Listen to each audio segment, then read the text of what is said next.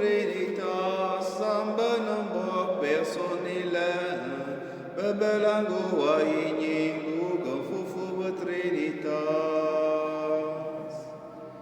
Chers frères et sœurs, loué soit Jésus-Christ. Amen. Nous célébrons aujourd'hui la Sainte Trinité et nous méditons les textes du livre des Proverbes au chapitre 8 des versets 22 à 31, le psaume 8. La deuxième lecture est tirée de la lettre de Saint Paul apôtre aux Romains au chapitre 5 des versets 1 à 5 et l'évangile de Saint Jean au chapitre 16 des versets 12 à 15. Le fait que la Trinité, la Sainte Trinité, soit toute une relation, Jésus même nous le dit. L'Esprit Saint ne parle pas de lui-même comme une voix autonome, mais il est en relation avec le Père et le Fils, et cela nous rassure. Celui qui est dans l'Esprit Saint est certainement dans la vérité de Dieu. Dit Jésus, celui que le Père vous enverra en mon nom vous conduira à la vérité tout entière. Mais que faire pour être sûr, pour se rassurer que nous sommes toujours inspirés par l'Esprit Saint? La réponse est simple, en obéissant à Jésus et en vivant selon l'Évangile. Jésus dit, si vous m'aimez, vous observerez mes commandements. Et en observant les commandements de Jésus, nous sommes en union avec Dieu le Père et avec l'Esprit Saint. Nous nous rendrons compte alors que tout retourne vers le Père.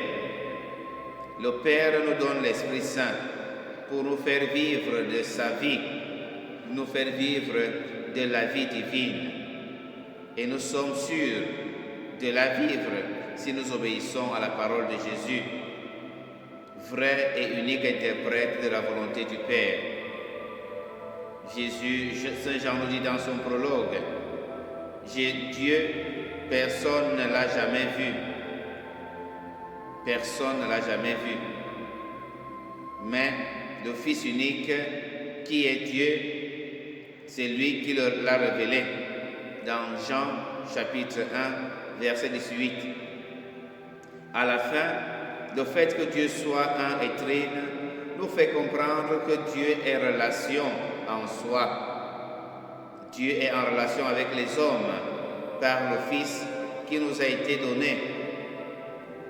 Dieu n'a pas créé l'homme pour qu'il reste en dehors de cette relation et nous fait entrer dans la Trinité par le biais du Fils.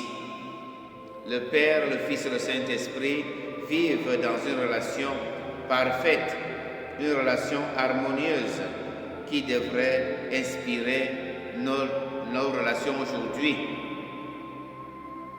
Nos relations aujourd'hui sont devenues des relations de profit. Nos relations sont devenues aujourd'hui des relations où on cherche le Congossa. Je me fais proche de X ou Y pour savoir comment il vit, pour savoir où il va la nuit, avec qui il sort ou avec qui il ne sort pas. Comme ça, là, je peux raconter. Je me fais proche de X ou de Y parce qu'il est dans un cercle et il pourra m'aider également à intégrer le même cercle. Comme disent les hommes d'affaires, pas d'intérêt, pas d'action. Nos relations sont devenues aujourd'hui des relations où on cherche de l'intérêt. Qu'est-ce que tu me donnes? Je suis avec X parce qu'il me loue la maison. Je suis avec Y parce qu'il va m'acheter la voiture. Je suis avec Z parce qu'il me donne toujours ceci ou cela. Je suis avec X parce qu'il me donne, quand il mange, je mange aussi. Partout il passe, il y a la nourriture et la boisson. Et nous n'avons plus des relations qui sont basées sur la vérité, parce qu'on n'est plus capable de dire la vérité à nos amis, de peur de perdre les privilèges. Nous devons calquer nos relations humaines sur le style de la Sainte Trinité. Que le Seigneur nous aide à purifier nos cœurs pour que nos relations soient un exemple de relation copiée dans la relation qui existe entre le Père et le Fils et le Saint-Esprit pour notre bien, le bien du monde, le bien de l'Église. Loué soit Jésus-Christ. À jamais.